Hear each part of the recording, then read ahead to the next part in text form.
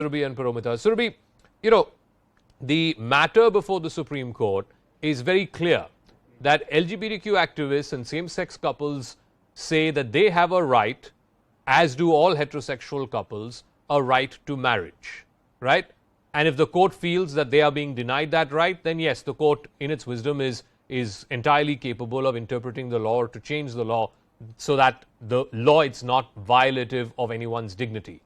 But to say that there is no concept of absolute man or absolute woman, doesn't that bring a whole new idea of gender fluidity, which is perhaps not even what the petitioners in this case are arguing for, or at least that's not the ambit for what they are arguing for in the first place? Surabhi. I agree to that, but gender fluidity does exist. So, the Chief Justice of India, Chandrachud sir, saying that there is not absolute concept of a man or a woman is very true, because we have trans people as well. We have transgender people, trans man, trans woman, who are biologically not man or a woman, but they can take hormones, they can go for SRS, that is sex reassignment or reaffirmation surgeries, which is also the reality. And what about their laws? Their laws just a small are correction also there. being One second. included in the... Surabhi, there are people who are trans who are biologically either man or woman, but they want to change both their biology and their sociology. And it's up to them whether they want to change it or not. But to say that biologically there are people who are both men and women, or biologically there are people who are not either man or woman, I'm not sure that is correct, at least from a biological point of view. Not the biological point, I would say. If you talk about genitals, then definitely genitals are specific, that is for a man and a woman. We call them male or a female. But then you cannot forget that there are intersex people as well who may have both the genitals, internally or externally, of both the genders. So you can't say that. Also, non-binary people who might not identify with both the genders, or certain people who might identify with both the genders also exist. So what about that? No, one second. So my point is, and I'll ask Paromita this, is it the job of the court to say who is gender fluid, not gender fluid, who identifies as gender binary or gender non-binary, or is the remit of the court to decide, are these people, does the law of the land as it stands apply equally to these people as it does to any other citizen, and if it doesn't, then we need to reinterpret the law? What is the remit of the court?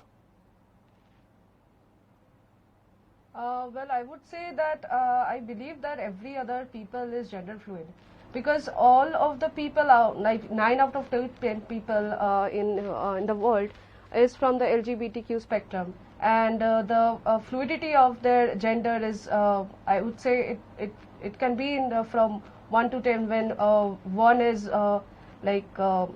being heterosexual and 10 is like being homosexual. You are saying that a majority, 90% of the people in the world do not identify themselves as heterosexual. They are gender fluid. Where are you getting this data from? This is Saka. Definitely.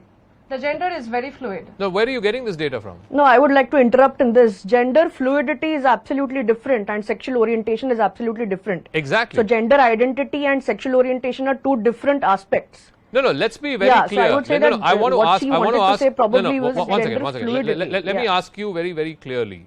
What is it that you want from the Supreme Court? Do you want from the Supreme Court that two people whose sexual orientation is towards the same sex be allowed to marry and have the same rights as a couple from two different sexes? Is that what you want from the Supreme Court? Or do you want from the Supreme Court the legality to say that I can be a man on some days and I can be a woman on some days? Because it's not the same thing.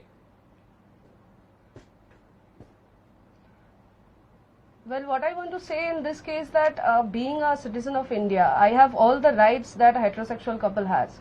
And just because I am in a same-sex relationship, that doesn't mean that I don't get the option to get married to someone whom I love.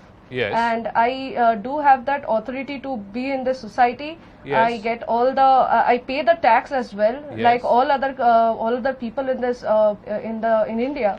So yeah, definitely I must get all the right. So which is why I keep coming back, Paromita. What has that got to do with, one's ability or one's desire to say that, sometimes I identify myself as a man or sometimes I identify myself as a woman? I mean, one has nothing to do with the other.